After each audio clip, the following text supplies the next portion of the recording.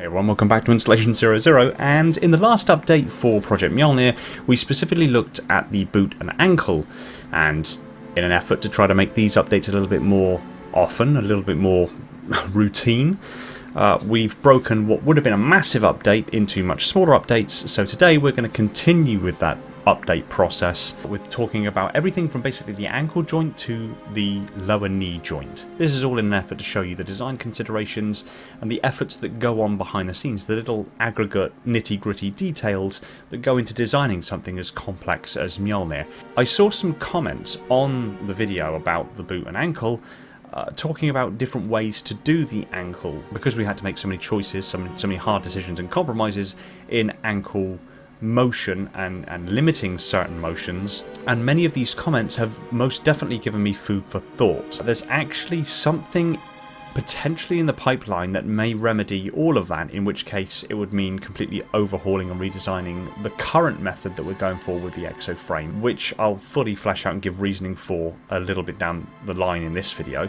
And that innovation would extend much further than just the legs and the ankle. It would also extend to the arms. In fact, it would completely overhaul the way in which we're doing the arms and legs of MJOLNIR, while the torso remains broadly the same. I also saw some comments from people saying that they were coming into this for the first time and that they kind of want a really quick and messy update at the start of each video to kind of get them up to speed of where we are. So I want to really quickly get you up to speed now. So Project MJOLNIR is an endeavour to create MJOLNIR armour from the Halo universe as lore accurate as is practically possible to achieve with modern technology and manufacturing techniques. In a nutshell, that's what it is. It's been ongoing for a few years, and in that time we've created the first real-life MJOLNIR helmet, which by real life it is made of titanium. The outer shell is titanium grade 5. There's an inner support frame of aircraft's grade aluminium. There's a full heads-up display through the mixed reality headset of the HoloLens 2, which actually showed up in some of the advertisement campaign for Halo Infinite. It's got built-in communication systems. It has HEPA Class 15 air filtration systems. It has binaural auditory system that allows spatial sound, so you can localize sound when you're wearing the helmet. And it also has internal cooling systems, padding, and the works. It's a phenomenal piece of kit, and it cost about $40,000 to make it. The visor is also due to be replaced. It's actually a placeholder visor that was laser cut and etched, and we're going to hopefully be replacing that with, if it pans out, sapphire glass, which will be phenomenal, which would then, strictly speaking, make the entire helmet ballistic rated, although at $40,000 I'm not entirely sure I want anyone to take a shot at it yet. But to get a feel for the ballistics protection of this helmet, you can go and have a look at Adam Savage's 3D printed titanium Iron Man armour, as it's made from the same grade of titanium using the same technique, and notably thicker in places than Adam Savage's Iron Man armour was. It's also out on the desk because I'm giving it a little bit of a service ahead of it coming with me on a flight for 10 hours across the pond to Seattle, where I will be attending HCS Worlds this year on October 24th to the 26th. I will be in attendance with the helmet, showing it off and talking about it to anybody in attendance, and maybe even people online if it's being live streamed as well. So if you're there, you'll at the very least be able to see it, and depending on how nice you are to me, I might even let you try it on. Again, that's limited based on the fact that it's an expensive piece of kit and we don't want any accidents. I mean, it's a tough piece of kit and it's a heavy piece of kit, but it's still 40 grand. Onwards from that, we made the first Spartan BDU, which used a 4-dimensional stretch fabric. I'm useless with textiles, so I had to kind of outsource that. BDU itself has a full biometric sensor suite, so it senses my heart rate, blood oxygenation level, blood pressure, temperature, like core body temperature, as well as skin surface temperature, and it has an absolute pressure sensor and flex sensors in the joints, which by feeding all that through a conduit up the spine and feeding it into the helmet where the HoloLens can pick it up, or ideally down the line a computer in the backpack can pick it all up, we can interpret all of that data and change systems, enact certain protocols. We can adjust temperature regulation across the body, all to accommodate from that biometric information.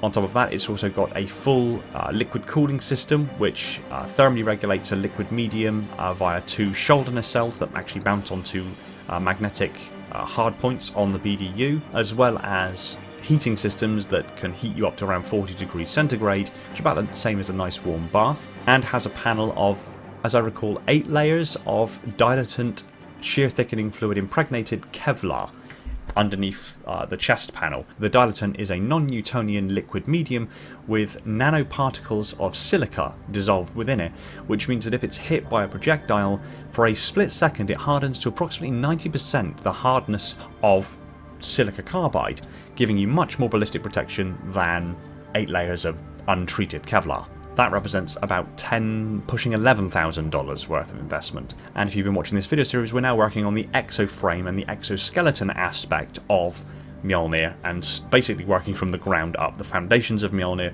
all the way up, because all of that has to carry the weight of everything above it. We've also started reverse engineering some of the things in Mjolnir. First among them is the helmet behind me here.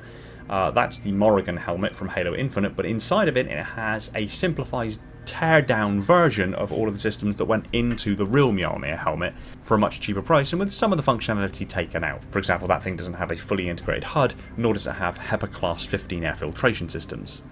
It has breathing systems, it's just dust filtered as opposed to HEPA Class 15. And then on the side of Project Mjolnir, we've also expanded our horizons and are developing real ODST armor, real marine armor, and real semi-powered infiltration armor, as well as a possible proposal for some of the Spartan augmentations, which I will get to in a later video. That's where we're at the moment. That's kind of your fast and messy update on progress so far. So we've already spoken about the boot, now it's time to move on to everything basically between the ankle joint and the lower knee joint.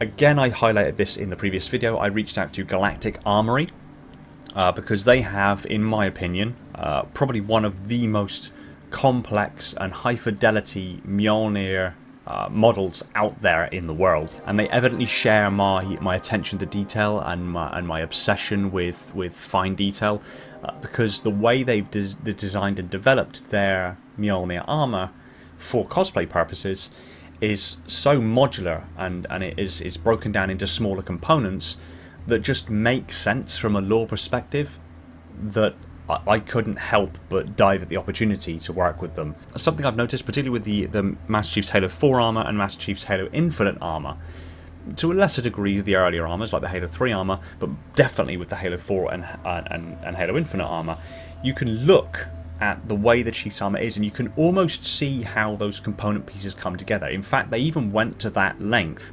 to explore that in the Become trailer for Halo Infinite, where they showcase particularly the forearm assembly and how those little smaller armor pieces came together to make the forearm. And you can look at the in-game models and you can look at the seams between panels and you think, okay, that's how that panel is independent from this one, and they come together and they click in together in such a way, and that's what makes the whole.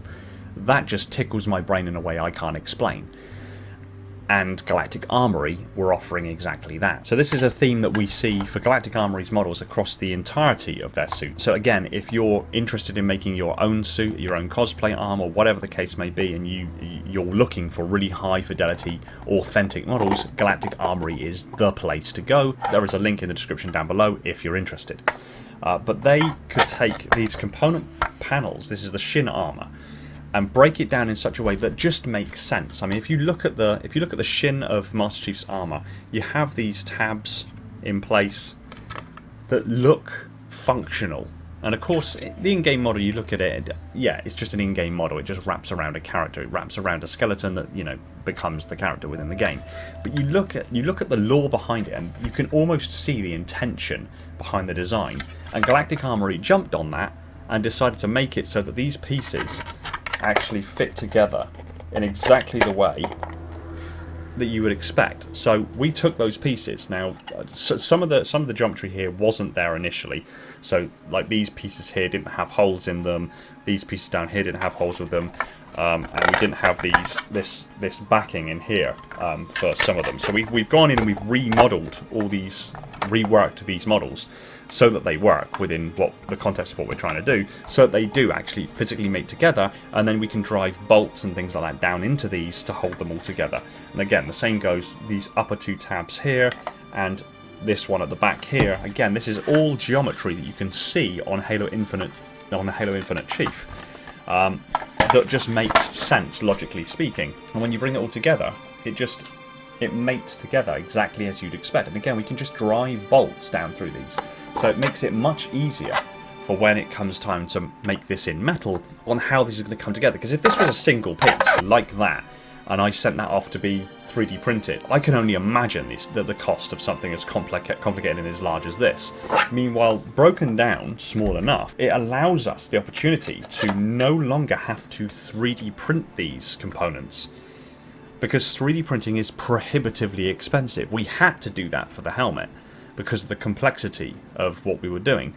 But if we can avoid that for the other components of the armor, that saves us a lot of cost. CNC mills, CNC lathes, basically any machining is going to be strikingly cheaper than any 3D printing. And the reason really goes back to how fast the respective machines operate and the quantity of things that they can make at any given time. So with standard additive manufacturing, which is 3D printing, if we were to 3D print this, just as we would 3D print this with a normal 3D printer, we put this into software that would then slice this into thousands of layers. And then those layers would be loaded into a 3D printing machine. Now, generally speaking, if you're doing metal, it would be done with a direct metal laser sintering printer, which is a large printer that has a hopper inside that it moves across the build plate and puts a really fine powder of the respective metal that you want to print in, usually in an inert gas atmosphere like argon.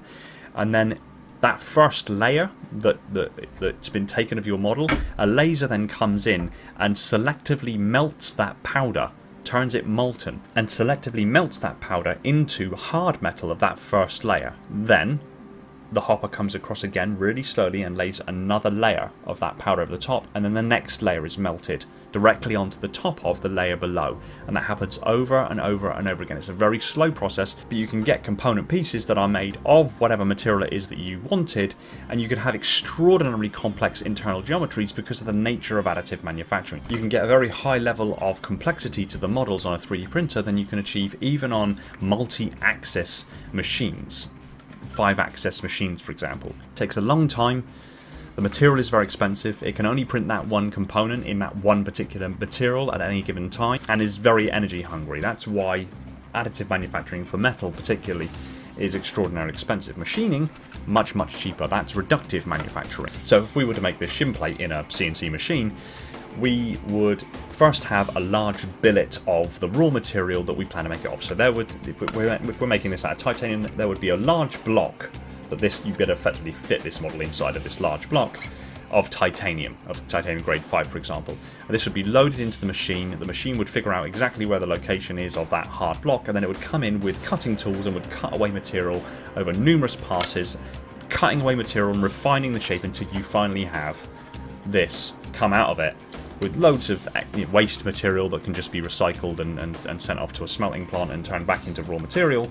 But ultimately it's a much faster process. It generates proportionally a lot more waste, but it's a much faster turnaround time. And due to the speed at which these kinds of machines can operate at, you can get this sort of stuff done in a few hours. We made this helmet in 4 segments, and all of those segments together on the order of a week or more worth of time on the 3D printer. I'm going into all these details about manufacturing that seems superfluous to what I'm actually talking about. I'm talking about, making real armor. But these are all technical considerations that have to go into building something like this. Anything that we do, we have to consider the tolerances, like how tight are things going to be? Are they going to be able to fit together enough? We have to design in tolerances so that things can fit together. If you don't put in a tolerance, nothing fits together. So we have to build in tolerance. We have to consider what material it's being made out of. We have to consider the manufacturing process of it. We have to consider the geometry. We have to consider how it's going to fit together afterwards. Like, a lot of these components just wouldn't work. They wouldn't be able to be made in machines, in standard machines. They'd have to be made in a 3D printer because of the complex internal geometry. But if we design it appropriately, we can then produce them on standard machines, and it's much more cost effective. All of these design considerations have to be made. So going back to Galactic Armory's models, we took their models and we engineered them and reworked them a little bit to include some of the geometry that we needed in order for these plates to fit together. And they do nest together rather beautifully. We just have to then drive the bolts down inside of these connection points, and all of this armour will hold together. From there, of course, we then have to decide, okay, well, this is going to be on the shin. We then have to decide how is that going to actually connect to the boot assembly, and how is it going to connect into the knee assembly, which is where we bring in the frame aspect of what we're developing here. And what we've developed is rather simple. This isn't it. This isn't all we've developed. There's more to it. But what we've developed is rather simple because of a simple consideration that we needed to make about the nature of what it is we're making. So a component like this seems ruthlessly simple, but it goes down inside the shin here, lays across the back, and lines up with the hole at the back there, as well as some holes on the inner surfaces there, that actually locks all of these components together in addition to the bolt holes that we've already explained there. And that's a way that effectively we go about mating all of these respective armour components together. Now, why did we choose to do something as simple as just strips of material that hold these armour components together, as opposed to something much more fleshed out, much more substantial on the inside? One is weight tolerance. If all of this is going to be made out of metal, it's going to weigh quite a lot. All added weight means that the power that we get out of any motion systems, anything like servos, linear actuators, pneumatic muscles, anything that we decide to actually move this suit, is going to struggle more under the suit's own weight, under its own inertia. Another thing to consider is space tolerances. It's still quite narrow, it's still quite tight, particularly around the ankle joint here, to get your foot through. And even if you assemble this around it, there's still quite a lot of tight space in there. If we build something that's too bulky, that's too extreme, the armour plates won't fit around it. We'd have to completely change the armour plate's design to fit around a much larger internal system. And of course, if we do that, we're then changing the silhouette of the Master Chief. We're changing the silhouette of Mjolnir armour. And if we change the silhouette of Mjolnir armour, can we really consider it Mjolnir armour anymore, or something new entirely? Then are we moving outside of the realms of what we're trying to achieve? And now, of course, there are some technical considerations where we have to make choices like that, but if we can avoid it and thus stay more true, more faithful to the design of the armour, that's ultimately going to benefit everybody. But another key reason as to why we went with something as simple as this, along with all the other components that are currently laid out on my desk that go into this shin armour, is because, at least in some of the instances of Mjolnir Powered Assault armour that we see, it is not a powered exoskeleton. These suits really, generally speaking, are armour plates over a power suit. That's really what they are. An exoskeleton, by its very definition, needs to have a functional aspect to it. With insects, it's how they move. Their muscles, so to speak, the way in which they move, links to the inner surface of those exoskeletons, and that's what allows them to move, and also offers them the additional protection from external threats. With an exoskeleton, a powered exoskeleton, the same should track. It should offer additional functionality beyond just protecting the occupant. And if you keep true to the definition of exoskeleton, it means that that function has to be movement, weight bearing. This has to be a functional component beyond just being armour. And of course, all of these components are going to be made out of metal. Metal is extraordinarily good at carrying weight. So why not leverage the very structural characteristics of the armour plates itself to bear its own weight, then rely upon an internal frame that would carry the weight, that only adds additional complexity, narrows down space tolerances, and has just as much chance of failure, if not a little bit more, because you're adding additional complexity to the system. Leverage the fact that this stuff is going to be made out of metal and it's going to be supporting its own weight, and use that to your advantage. That's the definition of an exoskeleton. Master Chief's suit in Halo Infinite does appear to more closely fit the definition of an exoskeleton. Based on what we see in the Become trailer, the way the forearm components come together and make the entire forearm, it does look like that's exactly the direction they've gone. They've made the armour plates of Mjolnir exoskeletal structures. They've made them an integral functional component of the suit. That is an exoskeleton. Halo 4, Halo 5, the Gen 2, all of the Spartan 4 armors, they're not powered exoskeletons. We are making a powered exoskeleton. That does have its risks, but the rewards so far outweigh the risks, it's a compromise I'm willing to make. At the end of the day, we have to make it lore accurate. That is the point of this project and all the other projects that we're doing. we're trying to demonstrate clearly that we have the technology and the methods and the production capability right now to create something really, really close to real-life Mjolnir. So scaling this back and going back to the functional aspect of the ankle itself. So again, this is the ankle cradle that rests on top of the boot that allows that roll of the ankle, but also allows the flexion of the foot entirely. So this is the component effectively that this is going to be sitting directly on top of, like this. But the intention is to take a joint like this that will then hold the bearing side of the ankle joint, and we've specifically designed this front face here to mate with the inner surface of the armor plate there perfectly, so we can drive the bolts down inside. It remains flush on the inner surface and becomes a structural component that actually fits inside of the armor to help bear the weight, thereby channeling the weight and the forces that are at play through the armor, not through an internal frame and not through you. And again, this is echoed through the upper calf armor, where we've designed specific arms to go in, and again we're mating with the existing topography, where we've got topography on the inside here. We can then use these components to mate up with it, that lines up and fits in such a way where it catches on this lip, this overhang of the armor here, and becomes a structural component of the calf. It's simply a case of fitting in. Again, this component bolts in directly to it, and it lines up at the plane of the knee.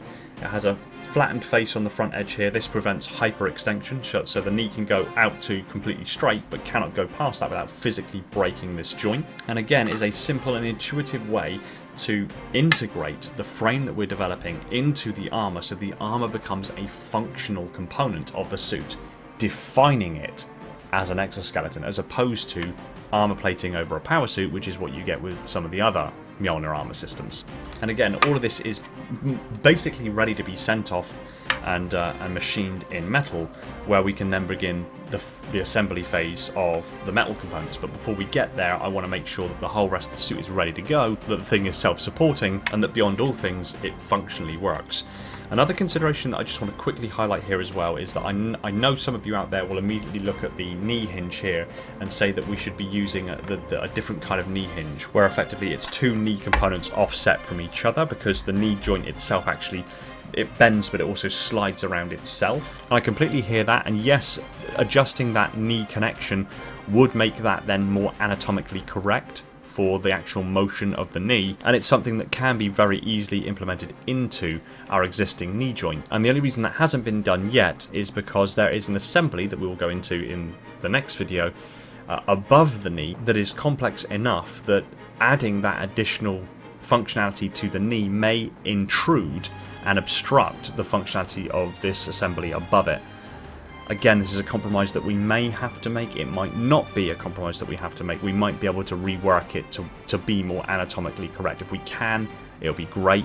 If we can't, this is a doable trade-off. And the final thing I have noted down here to talk about is the knee. So obviously the knee will connect onto this plate here, where we've put 3 connection holes on there, and it literally just sits in and it gets bolted in place at the back. Now you'll notice the back of this knee is hollow. Now this is actually quite a thick knee, and again, if this is made out of titanium, it's going to be a nice hard component, and I can always backfill this. You could almost consider this as a hollow plate design.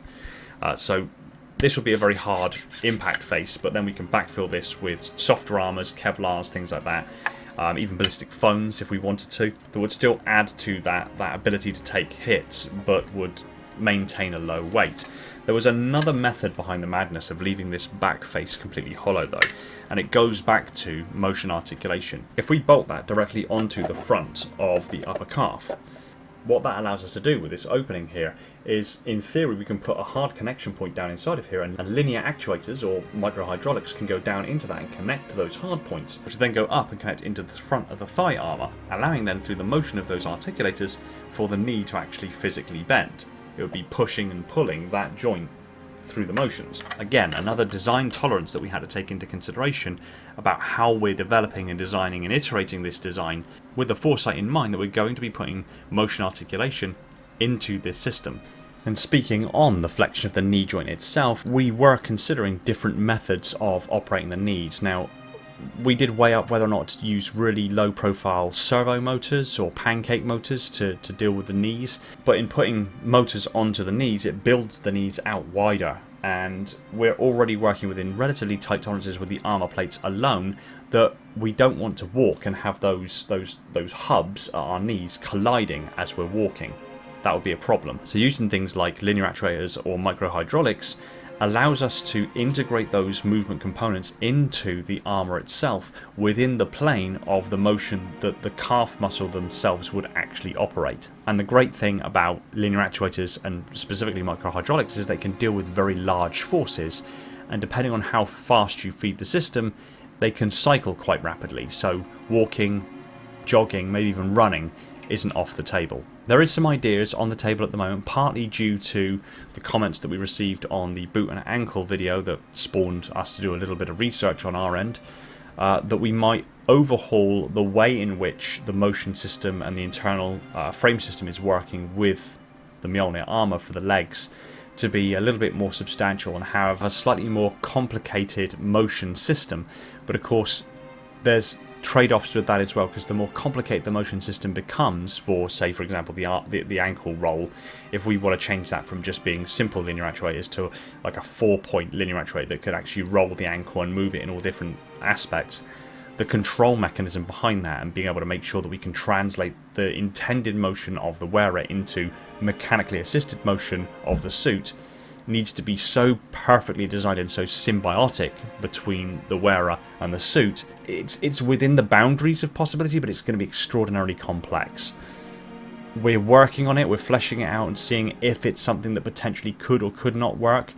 If it doesn't work, ultimately the solution we already have will still tick 90% of the boxes. If we can work it out, well, we'll tick 100% of the boxes. It'll just be a lot more effort on our part. And this is, broadly speaking, the entire thing with all of the frame assembled down inside. So we now have the ankle cradle held in place with bearings. We have that connection strip all the way up through the back where all of the plates bolt into it and become a single solid uni-piece. And then we have this cradle that fits under the lip here with the joints that come out at the knee as well. And of course then it's just a case of bolting on the knee directly into position, and we have a fully assembled lower leg.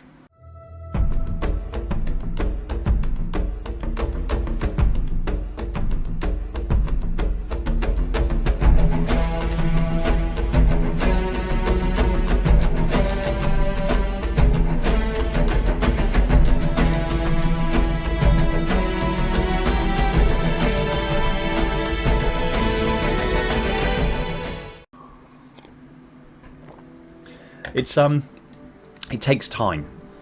Like movies and a lot of different like media give a false representation of how fast this sort of stuff can happen. Like things like the Iron Man movies and Avengers, they're great, but they just aren't realistic in regards to the design, iteration, and development process of systems like this. Like, okay, yeah, if I was a billionaire and I had a huge mansion and a massive basement underneath the mansion that I could put 3D printing machines, metal 3D printing machines, CNC mills, CNC lathes, and all of the production facilities that I would need to do something like this, yeah, it would speed things up, but I'd also be a billionaire, so I could just throw money at the problem until it goes away. I'm not in that position. I'm in this position because I'm, first and foremost, a Halo content creator, but second because you guys have helped. I've been dreaming up ideas of this for well over a decade, pushing 2.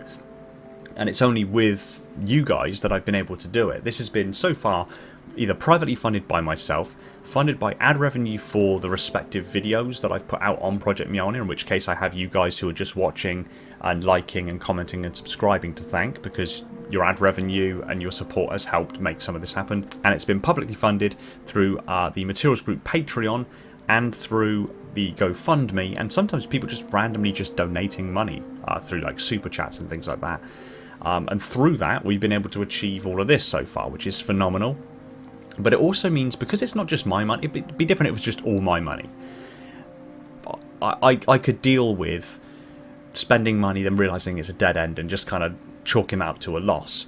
But because it's got your guys' money involved as well, I feel duty bound to make sure that I'm really strongly considering where I'm putting that money, where I'm investing that money for particular innovations, which is why it adds another level of complexity to why this stuff takes so much time. Because I don't want to take that money, throw it at something, get so far down the line, then realise, oh, that's not going to work, that's a dead end. So effectively then walk that all the way back, losing that time, losing those resources, losing that money that wasn't mine in the first place, so to speak. It was yours, kindly gifted to me for this project, and now I've just kind of burnt it, and it's like, well, great, what a waste. That's not what I want to do. So again, this adds a layer of complexity. This is kind of what the ideas that I had in mind for breaking down the really big updates that happen every 6, 9 or 12 months into very smaller aggregate updates. Gives me the breathing room and the chance to explain to you guys just the sheer complexity of what's going on behind the scenes, so that you guys have a better understanding and appreciation for the process, but also so I can kind of justify to you guys why things take so much time. It's not that I'm sleeping on it. It's not that the money's just sitting in a bank account and it's not being spent. Truth be told, with all the stuff we've achieved so far, we're almost at break even. You know, $40,000 for the helmet, $10,000, pushing $11,000 for the BDU, privately funded with the funding from you guys. That's nearly break even. It's that I want to make sure that I'm squeezing every little bit of power out of every single buck I possibly can, on top of doing something as awesome as this, making real Mjolnir. Awesome. So I thank all of you guys for putting me into this position and for me to be able to do this kind of stuff. And again, only if you're able to. I don't want to take your money if you're in no position to be giving it. But if you are in a position to help out in any way, shape or form, whether that's just watching the video, liking, subscribing and commenting down below so the video gets pushed out to more people, that's more than enough already, and I thank you so much for that. But if you can do more, Materials Group Patreon, the GoFundMe, if you can. But if you just want to watch, more than enough. That's fine by me. So that is broadly where we're up to at the moment with Project Mjolnir. Again, there's loads of other updates on the way about the other projects, particularly like the Marine. There's some interesting things going on with that, and there's some very exciting things going on with ODST. And I promise I will get around to the conversation about the augmentations. Very excited about that as well. And while I have you, there's some new merch in the Teespring store down below, including some Helldivers designs. If you guys have been playing Helldivers and the new ODST War Bond that's on there, I have. It's really enjoyable. Oh, and the active camouflage module. I'm working on getting some parts sourced for this so I can start selling them on the Foundry on my website. It's currently down. Due to some changes in the law, that means I can no longer sell the cigars here in the UK, and because of those changes in the law, the payment provider effectively banned me with zero warning, so I've had to find a new payment provider and migrate everything over. So I'm working on it, so they should be available in the store soon as well. Again, there'll be an update for that in the near future anyway. That's not why you're here. Anyway, I'm off task, I'm tired. Take it easy everyone, and find peace in the domain. Thanks for watching. If you enjoyed this video, kindly tap that like button, and if you're not already subscribed and want to see more stuff like this, be sure to subscribe so you don't miss future uploads. Pop a comment down below telling me what you thought of today's video, or if you want me to cover something specific in the near future. I want to take this opportunity to thank and give shoutouts to my patrons and YouTube supporters: Spartan10148, my singular contender class Ancilla, the triumvirate of minds within my installations Metarch, Falcon, Jordan and Poseidon, my 7 installation monitors Sophia, Ashley, Esoteric, Spartan1029, Chris, Orion and Shane, the crush of sub-monitors Legion, Ryan, Lebrat, Spartan0137, Element 0, J3, Cult, Evermore's, Personal Devil, Scion Esports, Phantasma, Ashton and 191 Shaken Lightbulb, my fleet of Strato Sentinels, my most loyal of enforcers, and every single one of the awesome people supporting the channel over on Patreon. My Tier 0 Transcendent YouTube members Spartan137, again, Maury, Jimbo and Balaz, and all other YouTube members keeping my installation functional on that glorious vacuum energy. I cannot thank you all enough. Shout out to John because... And if you like what I'm doing here, consider supporting the channel on one of the support links in the description to net yourself some tasty merch and help keep the channel going. Take it easy everyone, and find peace in the domain.